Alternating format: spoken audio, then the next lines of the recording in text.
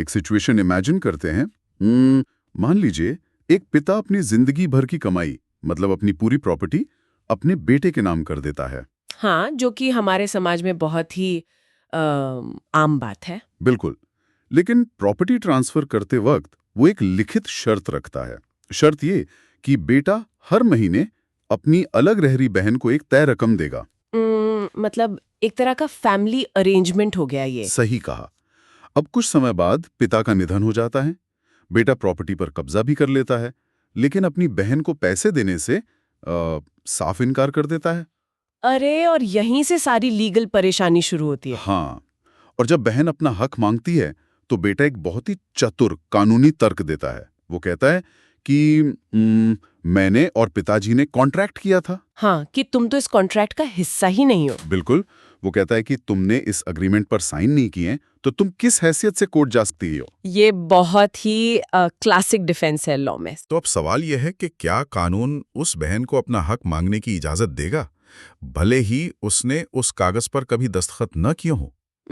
या फिर कोई बाहरी इंसान जिसका डील से सीधे तौर पर कोई लेना देना नहीं है, उसे हमेशा अदालत के दरवाजे से बाहर ही रखा जाएगा। यही तो आज की इस डीप डाइव में हम इसी लीगल रहस्य से पर्दा उठाने वाले हैं। हाँ, आज हम इंडियन कॉन्ट्रैक्ट एक्ट 1872 के एक बहुत ही दिलचस्प टॉपिक पर गहराई से चर्चा करेंगे। बिल्कुल। और वो टॉपिक है doctrine of privity of contract and it's exceptions, यानी कॉन्ट्रैक्ट की निजता का सिद्धांत और उसके अपवाद। हमारा मिशन आज यही डिकोड करना है कि कॉन्ट्रैक्ट लॉ के नियम असल में कितने सख्त हैं। हाँ, और एक एग्रीमेंट को कोर्ट में वास्तव में कौन इन्फोर्स कर सकता है और किन विशेष परिस्थितियों में एक बाहरी व्यक्ति या स्ट्रेंजर भी न्याय मांग सकता है। तो इस पूरी डिबेट को समझने के लिए सबसे पहले हमें कॉन्ट्रैक्ट के एक बहुत ही बुनियादी हिस्से को समझना होगा। कंसिडरेशन, है ना, यानी प्रतिफल। बिल्कुल सही। हम सब जानते हैं कि बिना कंसिडरेशन के कोई भी कॉन्ट्रैक्ट वॉइड या शून्य होता है। आसान शब्दों में, अगर कोई इंसान कोई वादा कर रहा है तो उस वादे के बदले उसे क्या मिल रहा है। हाँ, वही कंसिडरेशन है। लेकिन इंडियन लॉ में एक बहुत बड़ा लूप होल या कहें एक स्मार्ट प्रोविजन है जिसे अक्सर इग्नोर कर दिया जाता है। वो क्या? कि कंसिडरेशन आ कहां से रहा है। मतलब इंडियन कॉन्ट्रैक्ट एक्ट के सेक्शन 2D में कंसिडरेशन को डिफाइन किया गया है। और उसमें 1872 के ड्राफ्टर्स ने एक बहुत ही महत्वपूर्ण लाइन जोड़ी थी। हाँ, प्रोमिसी और एनी अदर पर्सन, यानी प्रोमिसी या कोई अन्य व्यक्ति। इसका सीधा सा मतलब ये हुआ कि भारत में कंसिडरेशन किसी तीसरे व्यक्ति की तरफ से भी आ सकता है। बिल्कुल, जबकि इंग्लिश कॉमन लॉ में नियम बहुत सख्त था। वहां कंसिडरेशन सिर्फ उसी व्यक्ति की तरफ से आना चाहिए जिसे वादा किया गया है। लेकिन भारतीय समाज तो अलग है ना। यहाँ परिवार एक यूनिट के रूप में काम करते हैं। हाँ, इसीलिए यहाँ कानून को फ्लेक्सिबल होना ही था। इसे एक बहुत ही आम उदाहरण से समझते हैं। हाँ, बताइए। मान लीजिए 3 दोस्त एक कैफे में जाते हैं। एक दोस्त कॉफी ऑर्डर करता है और पीता है, लेकिन उसका बिल दूसरा दोस्त चुका देता है। अक्सर दोस्तों में ऐसा ही होता है। बिल्कुल। तो भारतीय कानून की नज़र में कैफे के मालिक और कॉफी पीने वाले के बीच जो कॉन्ट्रैक्ट हुआ, उसके लिए दूसरे दोस्त द्वारा चुकाया गया बिल पूरी तरह से वैलिड है। अरे वाह! तो इसे लीगल भाषा में स्ट्रेंजर टू कंसिडरेशन कहा जाता है। एकदम सही। और इस कॉन्सेप्ट को मजबूती देने वाला एक बहुत ही ऐतिहासिक केस लॉ है चन्नैया वर्सेस रमैया। ये 1882 का केस है। चन्नैया वर्सेस रमैया। इसके फैक्ट्स तो शायद बिल्कुल हमारी शुरुआत वाली कहानी जैसे ही हैं, है ना? हाँ, काफी मिलते जुलते हैं। इसमें एक बूढ़ी माँ ने अपनी एक प्रॉपर्टी अपनी बेटी को गिफ्ट डीड के जरिए ट्रांसफर की। और शर्त क्या थी? शर्त ये थी कि बेटी अपने मामा को हर साल कुछ पैसे यानी एक एन्युइटी देगी। लेकिन इंसान की फितरत अक्सर लालच के सामने बदल जाती है। कुछ समय बाद माँ का निधन हो गया। और फिर बेटी ने अपने मामा को पैसे देने से साफ इनकार कर दिया होगा। हाँ, और जब मामा ने कोर्ट का दरवाजा खटखटाया तो बेटी ने इंग्लिश लॉ का वही पुराना तर्क दिया कि मामा ने तो मुझे कोई कंसिडरेशन दिया ही नहीं है। बिल्कुल। उसने कहा कि मामा तो स्ट्रेंजर टू कंसिडरेशन है, जो प्रॉपर्टी मिली वो तो माँ से मिली थी। तो चूंकि मामा की तरफ से कोई डायरेक्ट कंसिडरेशन नहीं आया, इसलिए बेटी के हिसाब से ये कॉन्ट्रैक्ट वॉइड था। हाँ, अगर ये केस इंग्लैंड में चल रहा होता तो शायद बेटी जीत जाती। लेकिन भारतीय अदालतों ने तो इस तर्क को सिरे से खारिज कर दिया, राइट? बिल्कुल कर दिया। कोर्ट ने बहुत स्पष्ट शब्दों में कहा कि भारत में स्ट्रेंजर टू कंसिडरेशन पूरी तरह से वैलिड है। मतलब माँ ने जो प्रॉपर्टी बेटी को दी वही इस पूरे ट्रांजैक्शन का कंसिडरेशन था। हाँ, कंसिडरेशन का मामा की जेब से आना जरूरी नहीं था, बस उसका आना जरूरी था। और नतीजा ये हुआ कि मामा केस जीत गए और बेटी को वो रकम चुकानी पड़ी। बिल्कुल। लेकिन यहाँ आकर न एक बहुत बड़ा सवाल दिमाग में घूमता है। वो क्या? अगर भारत में स्ट्रेंजर टू कंसिडरेशन वैलिड है, मतलब अगर कोई तीसरा इंसान कॉन्ट्रैक्ट के लिए पैसे दे सकता है, तो क्या इसका मतलब ये है कि कॉन्ट्रैक्ट के बाहर का कोई भी व्यक्ति सीधा कोर्ट जा सकता है? हाँ, क्या कोई भी राह चलता इंसान किसी और के कॉन्ट्रैक्ट में दखल दे सकता है? मुझे लगता है जवाब है बिल्कुल नहीं। और यही एंट्री होती है हमारे आज के मुख्य नियम की। हाँ, doctrine of privity of contract. तो प्रिविटी शब्द का सीधा सा अर्थ है प्राइवेसी या निजता। बिल्कुल। ये सिद्धांत कहता है कि कॉन्ट्रैक्ट सिर्फ उन दो पार्टियों के बीच का एक निजी मामला है जिन्होंने इसे बनाया है। मतलब a stranger to a contract can not सू।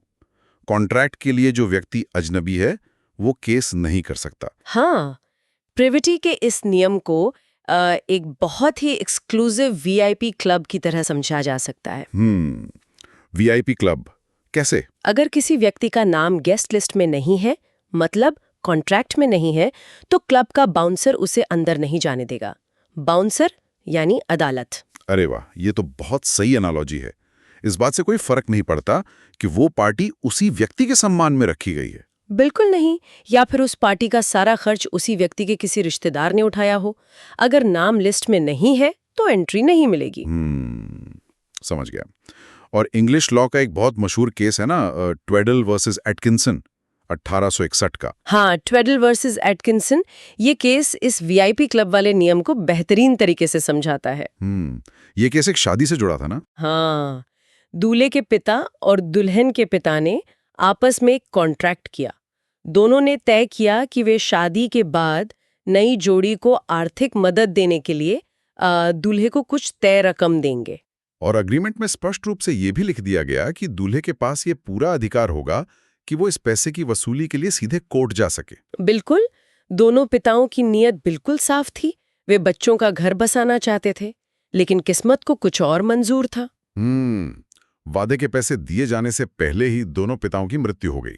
हाँ, और जब दूल्हे ने दुल्हन के पिता के एग्जीक्यूटर्स पर पैसे के लिए मुकदमा किया तो कोर्ट ने उसका केस पूरी तरह से खारिज कर दिया। ये फैसला सुनने में बहुत अजीब लगता है, क्योंकि अग्रीमेंट तो दूल्हे के ही फायदे के लिए बना था और उसमें लिखा भी था कि वो केस कर सकता है। लेकिन कोर्ट का तर्क बहुत कड़ा था। कोर्ट ने कहा कि दूल्हा उस कॉन्ट्रैक्ट की पार्टी नहीं है। कॉन्ट्रैक्ट तो दो पिताओं के बीच था। बिल्कुल, दूल्हा एक स्ट्रेंजर टू कॉन्ट्रैक्ट है।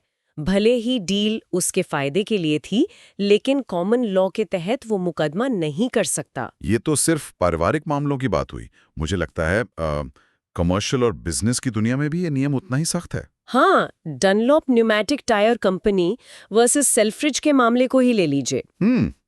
डनलॉप कंपनी ने एक डीलर को अपने टायर बेचे थे और एक शर्त रखी थी कि वो इन टायरों को एक तय कीमत से कम पर नहीं बेचेगा। Minimum retail price. बिल्कुल। और डीलर ने वह टायर आगे सेल्फ्रिज कंपनी को बेचे और उनसे भी वही शर्त मनवाई। लेकिन सेल्फ्रिज ने नियमों को ताक पर रखते हुए टायर सस्ती कीमत पर बेच दिए, है ना? हाँ, अब जाहिर है डनलॉप कंपनी को भारी नुकसान हुआ और उन्होंने सीधा सेल्फ्रिज पर मुकदमा ठोक दिया। लेकिन कोर्ट ने डनलॉप को खाली हाथ लौटा दिया होगा। बिल्कुल, वजह वही थी, प्रिविटी ऑफ कॉन्ट्रैक्ट। कोर्ट ने कहा कि डनलॉप और सेल्फ्रिज के बीच कोई सीधा कॉन्ट्रैक्ट नहीं था। मतलब डनलॉप का कॉन्ट्रैक्ट डीलर से था और डीलर का कॉन्ट्रैक्ट सेल्फ्रिज से था। हाँ, उनके बीच कोई डायरेक्ट प्रिविटी नहीं थी, इसलिए डनलॉप सीधे उन पर केस नहीं कर सकते।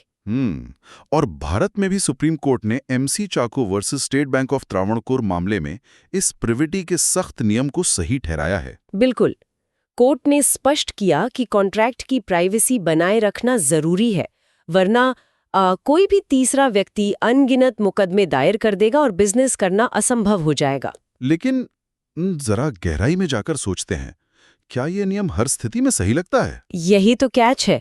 क्या ये न्यायपूर्ण है? अगर कोई कॉन्ट्रैक्ट बना ही किसी तीसरे व्यक्ति के फायदे के लिए है, तो उसे अपना हक मांगने का अधिकार क्यों नहीं होना चाहिए? बिल्कुल। अगर इस प्रिविटी के नियम को हर स्थिति में आंख बंद करके लागू किया जाता तो वास्तव में समाज में बहुत नाइंसाफी होती। हाँ, क्योंकि कानून का अंतिम उद्देश्य न्याय करना है, ना कि सिर्फ तकनीकी और किताबी नियमों में उलझे रहना। और यहीं से कानून में एक नया मोड़ आता है।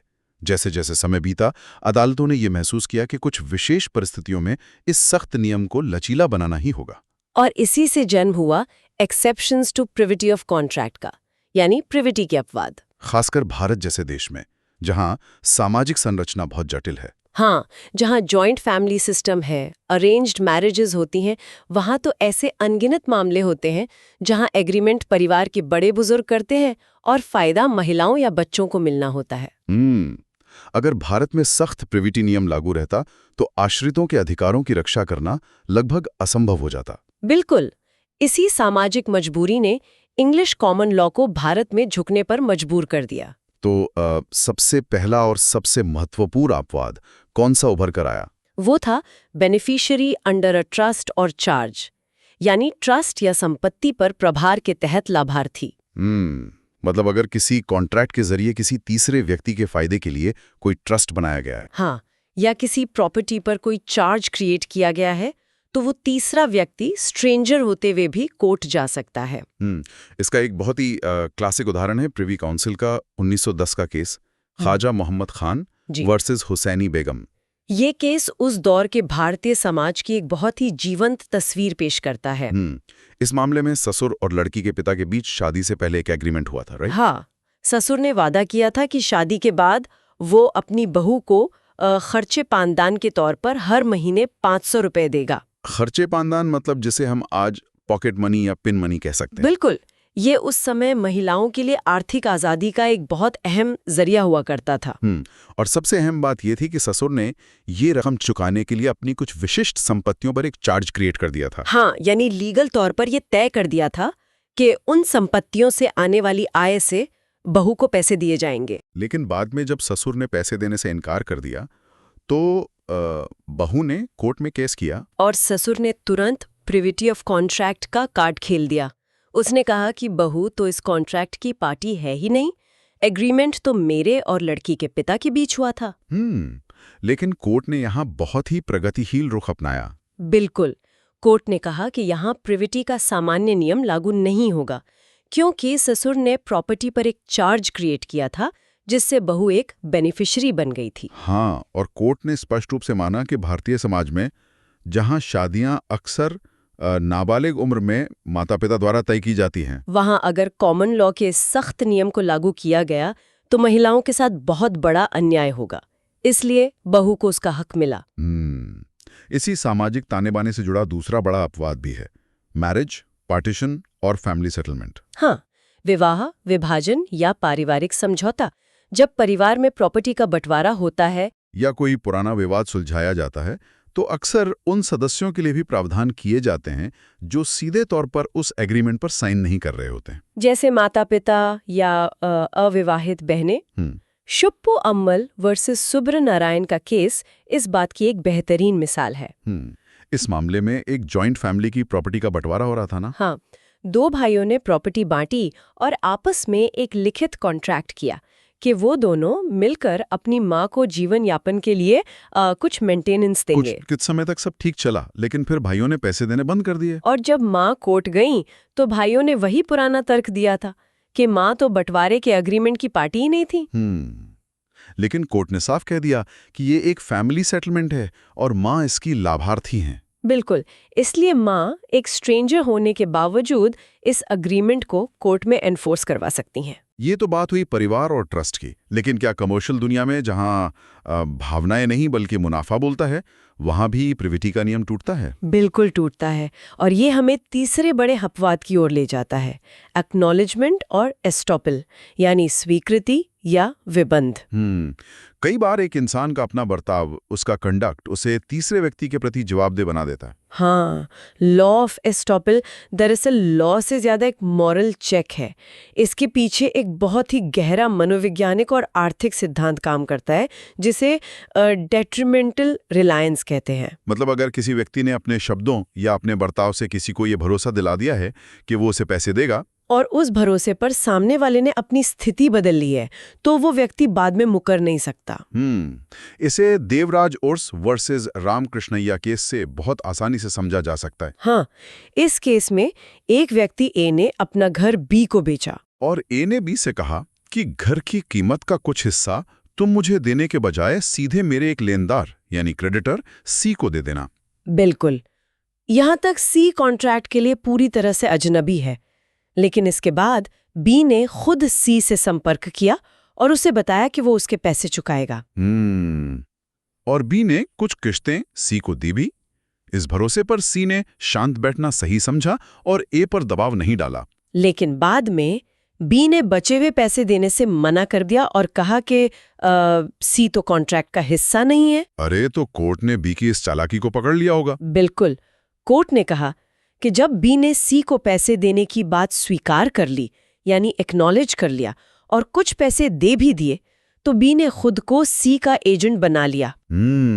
अब वो प्रिविटी का बहाना बनाकर बच नहीं सकता। ये समाज में भरोसे को टूटने से बचाने का कानूनी तरीका है। एक और बहुत ही दिलचस्प और तकनीकी अपवाद है कॉवेनेंस रनिंग विद द लैंड, यानी जमीन के साथ चलने वाले नियम। हाँ, ये प्रॉपर्टी लॉ और कॉन्ट्रैक्ट लॉ का एक बहुत ही खूबसूरत संगम है। जब कोई इंसान कोई जमीन खरीदता है तो वो सिर्फ ईंट पत्थर नहीं खरीदता। बिल्कुल। वो उसके साथ जुड़े पुराने नियमों और पाबंदियों को भी खरीदता है। टुल्क वर्सेस मॉक्शेक का प्रसिद्ध सिद्धांत इसे बखूबी समझाता है। मान लीजिए किसी व्यक्ति ने एक जमीन बेची और कॉन्ट्रैक्ट में ये शर्त रखी कि इस जमीन पर कभी कोई फैक्ट्री नहीं लगाई जाएगी। हाँ, ताकि पड़ोस का माहौल शांत रहे। खरीदने वाले ने शर्त मान ली, लेकिन कुछ साल बाद उसने वो जमीन किसी तीसरे व्यक्ति को बेच दी। और उस तीसरे व्यक्ति को जमीन खरीदते वक्त ये बात अच्छी तरह पता थी कि इस पर फैक्ट्री लगाने की पाबंदी है। बिल्कुल। लेकिन जमीन खरीदने के बाद उसने वहां फैक्ट्री लगाने की तैयारी शुरू कर दी, और जब उसे रोकने के लिए कोर्ट में केस किया गया तो उसका बचाव यही था कि मेरा ओरिजिनल मालिक के साथ तो कोई कॉन्ट्रैक्ट हुआ ही नहीं, मैं तो स्ट्रेंजर हूं। हाँ, लेकिन कोर्ट ने इस तर्क को नहीं माना। कोर्ट का कहना था कि चूंकि नए मालिक ने जमीन ये जानते हुए खरीदी थी कि उस पर कुछ पाबंदियां हैं, तो वो भी उन नियमों से बंधा रहेगा। भले ही वो ओरिजिनल कॉन्ट्रैक्ट का हिस्सा ना हो, लेकिन वो शर्तें जमीन के साथ चलती हैं। एकदम सही। अगर ऐसा नहीं होता तो लोग पाबंदियों से बचने के लिए बस प्रॉपर्टी अपने रिश्तेदारों या डमी कंपनियों के नाम ट्रांसफर करते रहते। इसके अलावा भी कुछ अपवाद हैं जो सीधे तौर पर स्टैच्यूट यानी संसद द्वारा बनाए गए कानूनों से आते हैं, जैसे मोटर व्हीकल एक्ट। हाँ, हर दिन लाखों लोग अपनी गाड़ियों का थर्ड पार्टी इंश्योरेंस कराते हैं। कॉन्ट्रैक्ट गाड़ी के मालिक और इंश्योरेंस कंपनी के बीच होता है। लेकिन अगर उस गाड़ी से सड़क पर चल रहे किसी राहगीर का एक्सीडेंट हो जाए तो वो राहगीर सीधा इंश्योरेंस कंपनी से मुआवजा मांग सकता है। बिल्कुल। वो कॉन्ट्रैक्ट के लिए पूरी तरह से स्ट्रेंजर है, लेकिन कानून उसे ये अधिकार देता है ताकि समाज में कमजोर वर्ग की रक्षा हो सके। इसी तरह लॉ ऑफ एजेंसी के तहत एक प्रिंसिपल हमेशा अपने एजेंट द्वारा किए गए कॉन्ट्रैक्ट्स को इन्फोर्स कर सकता है। हाँ, भले ही थर्ड पार्टी को उस प्रिंसिपल के वजूद के बारे में पता भी ना हो। तो आज की इस चर्चा को अगर एक बड़े नजरिए से देखा जाए तो इंडियन कॉन्ट्रैक्ट एक्ट ने एक बेहद शानदार बैलेंस बनाया है। बिल्कुल। एक तरफ कॉन्ट्रैक्ट की प्राइवेसी बहुत जरूरी है ताकि बिजनेस में एक सुरक्षा रहे और कोई बाहरी इंसान बेवजह दखल ना दे। लेकिन दूसरी तरफ कानून ये भी समझता है कि नियम पत्थर की लकीर नहीं हो सकते। हाँ, अगर किसी तकनीकी नियम की आड़ में अनुचित लाभ उठाया जा रहा है या कमजोर तबके का नुकसान हो रहा है तो वहां कानून को झुकना ही पड़ता है। ट्रस्ट, परिवार, एस्टॉपल और जमीन से जुड़े अपवाद इसी बात की गारंटी देते हैं कि कानून की किताब से ऊपर इंसानियत और न्याय का पल्ला भारी रहे। लेकिन इस चर्चा को समेटने से पहले एक ऐसा विचार मेरे दिमाग में आ रहा है जो इस सदियों पुराने कानून को सीधे भविष्य से जोड़ देता है। वो क्या? आज हम डिजिटल युग में जी रहे हैं जहां स्मार्ट कॉन्ट्रैक्ट्स और ब्लॉकचेन का इस्तेमाल तेजी से बढ़ रहा है। इस नई दुनिया का मूल मंत्र है कोड इज लॉ। मतलब इंसान नहीं बल्कि कंप्यूटर का कोड ही कानून है। हाँ, तो जब कंप्यूटर कोड दो डिजिटल वॉलेट्स के बीच ऑटोमेटिकली ट्रांजैक्शन कर देगा, तो क्या वहाँ प्रिविटी और उसके इन जटिल अपवादों को कोड करना तकनीकी रूप से संभव होगा? ये तो बहुत गहरा सवाल है। अगर किसी परिवार के बंटवारे को ब्लॉकचेन पर एक स्मार्ट कॉन्ट्रैक्ट के रूप में लिखा जाए, तो क्या वो मशीन का कोड ये समझ पाएगा कि एक स्ट्रेंजर माँ को भी मेंटेनेंस देना है क्योंकि एक फैमिली सेटलमेंट है? या फिर ये ऑटोमेटेड एग्जीक्यूशन जो सिर्फ ब्लैक एंड व्हाइट में सोचता है, 1872 के इस फ्लेक्सिबल लीगल डॉक्ट्रिन के मायने ही हमेशा के लिए बदल कर रख देगा। मुझे लगता है तकनीक को अभी इंसान की नीयत और न्याय की बारीकियों को समझने के लिए बहुत लंबा सफर तय करना है। बिल्कुल सही कहा। तो अगली बार जब कोई भी लीगल एग्रीमेंट आपके सामने आए तो सिर्फ उन लोगों को मत देखिएगा जिनके दस्तखत उस कागज पर हैं। हाँ, एक पल रुककर ये जरूर सोचिएगा कि क्या कोई अदृश्य तीसरा व्यक्ति भी उस डील की परछाई में खड़ा अपना हक मांग रहा है। आज की इस डीप डाइव में बस इतना ही। उम्मीद है इस चर्चा से आपको कॉन्ट्रैक्ट लॉ की गहराइयों को समझने में मदद मिली होगी।